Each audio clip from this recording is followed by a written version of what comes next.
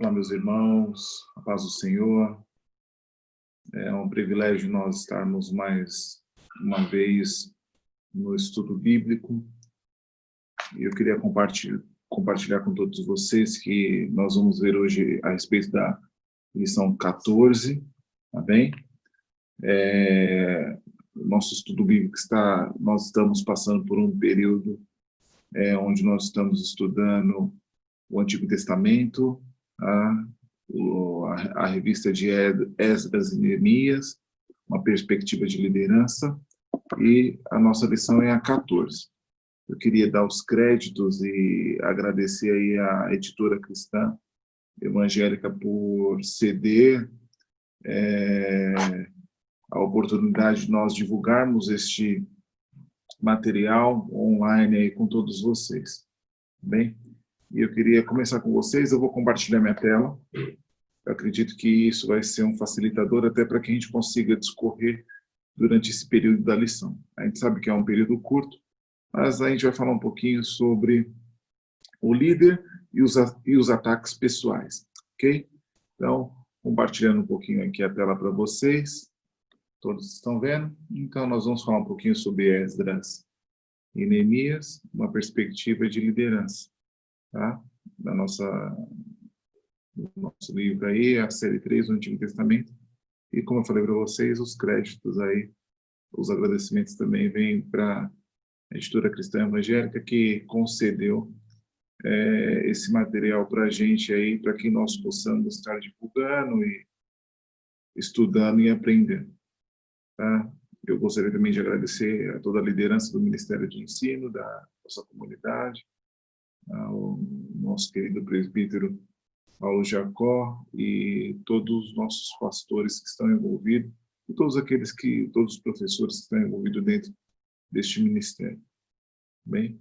E aí, quando nós falamos sobre o líder e os ataques pessoais, a gente vai lembrar que o texto básico está em Neemias 6, do 1 ao 19.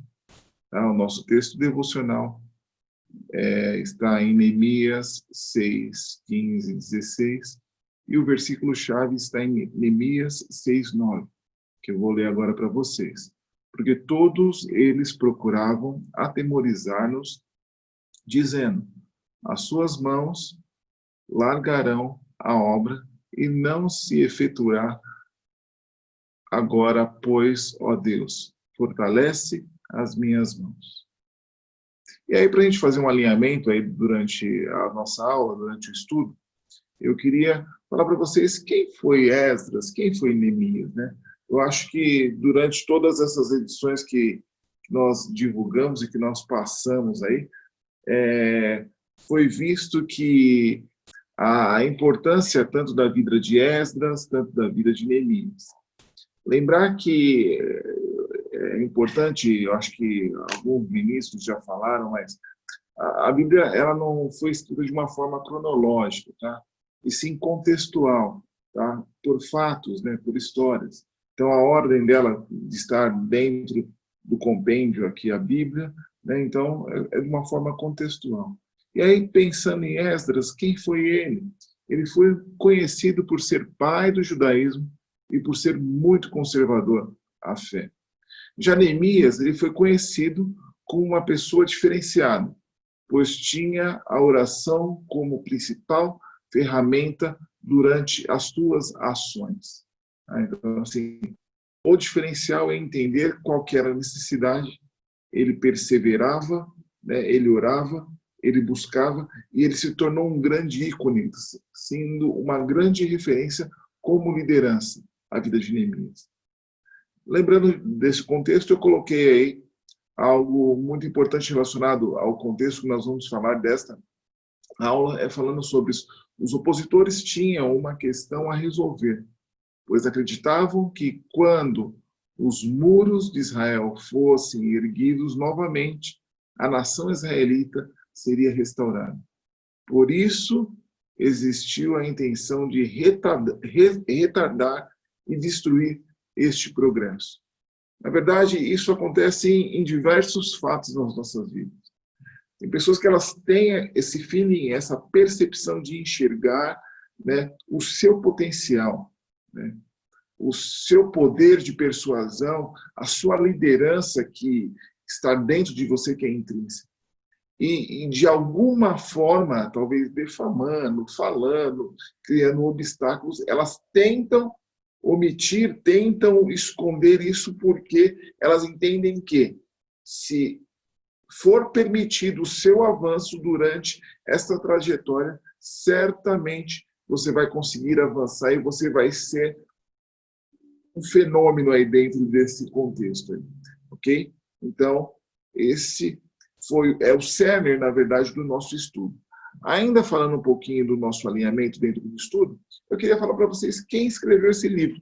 Na verdade, os autores, né, nós não temos como a precisão de saber se realmente foi Neemias que escreveu.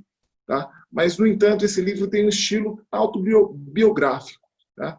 E aí eu queria citar para você Neemias 1, que ele menciona que trata-se de algumas palavras de Neemias, que ele é um filho de Acalias, tá? E que no restante da narrativa foi escrita principalmente na primeira pessoa. Tá? Isso podendo levar a crer que pelo menos partes desse livro foram escritas pelo próprio Neemias, mas isso não é uma garantia, ok? Bom, e quando foi escrito esse livro? A data e o local desse livro, de Neemias, são, na verdade, desconhecidas. No entanto, Neemias 1:1 menciona que o registro começou em Suzã, na Pérsia, no ano 20º, do reinado do rei Artaxerxes, tá? Da Pérsia, que governou entre 465 a 424 antes de Cristo. E aí eu queria mostrar dentro do nosso discurso aqui, da nossa lição, né, algumas estratégias que eles usaram para derrubar Neemias. Talvez eu poderia levar isso para os dias atuais, como algumas pessoas usam, né, ou forjam, né, fabricam estratégias para tentar te derrubar. E Neemias, ele tem um diferencial muito grande e muito importante. Ele foi um referencial, talvez um dos principais referenciais dentro da Bíblia, dentro da palavra de Deus, como liderança, né? Porque talvez ele saiu de um cenário, talvez não tão favorável, né, onde ali ele servia o rei, tá? E despontou como uma referência dentro ali de Jerusalém. Tá? Os israelitas, os judeus enxergavam ele e viram um grande potencial. Talvez o maior diferencial dele como liderança nós vamos ver aqui dentro dessas estratégias que tentaram derrubar ele, mas ele, de uma forma muito sábia, tá? Eloquente, conseguiu retardar esse processo e avançar, ok? Vamos lá. Então, eles armaram uma cilada para ele. Tá em Neemias 6, de 1 a 4. Então, fizeram um convite dentro de um evento com uma intenção de provocar um atentado contra a vida desse líder, Neemias. E poderia, talvez, desestabilizar essa nação, politicamente, economicamente e também emocionalmente. Então, desta forma, nós podemos entender que se esse atentado ocorresse de uma forma brusca, talvez o sonho da reconstrução daqueles muros, o sonho de uma nação, certamente teria ido por água abaixo. Mas Neemias, ele teve uma brilhante ideia, um insight, tá? Onde ele teve um discernimento através de uma oração, porque ele tinha intimidade e ele se aproximava de Deus. Tá? E de uma forma muito gentil, ele recusou, se protegendo dessa armadilha, desta cilada, tá? Deste atentado. E aí, uma outra estratégia que eles tentaram. Bom, a gente não conseguiu provocar esse atentado para tentar destruir a vida dele, tirar ele do nosso caminho, né? Impedir a construção do muro, tá? Nós avançamos pensando que eles promoveram uma difamação. E aí eu te pergunto, quantas vezes você já foi difamado por pessoas? Talvez o maior referencial está em Neemias 6, capítulo 6, do verso 6 e o verso 7. E eles fizeram uma difamação, uma calúnia, tá? E foram próximos a algumas estratégias em expor e destruir Neemias. Mas também não houve sucesso. Por quê? Ele estava ali alinhado com Deus. Tá? E todos os seus liderados entendiam, porque conhecia a integridade da pessoa de Neemias.